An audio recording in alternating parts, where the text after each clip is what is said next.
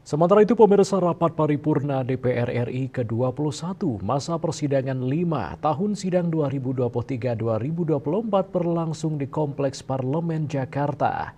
Rapat itu menyetujui 26 rancangan undang-undang tentang kabupaten kota menjadi undang-undang.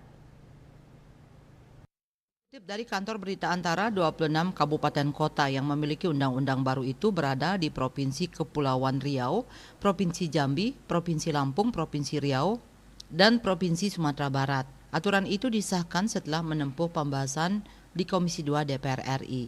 Anggota Komisi 2 DPR RI Cornelis yang menyampaikan laporan perancangan undang-undang itu mengatakan bahwa Undang-Undang Dasar 1945 merupakan peraturan tertinggi yang menjadi landasan otoritas dalam menjalankan Negara Kesatuan Republik Indonesia.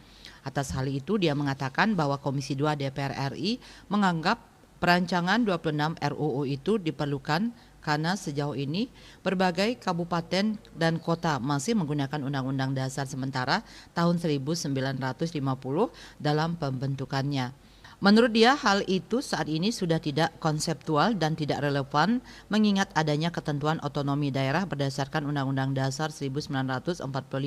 Sementara itu, Menteri Perencanaan dan Pembangunan Nasional Suharso Monoarfa mengatakan perancangan undang-undang tersebut merupakan bentuk pembaruan dari sisi dasar hukum dan cakupan wilayah yang sudah tidak sesuai dengan kondisi saat ini.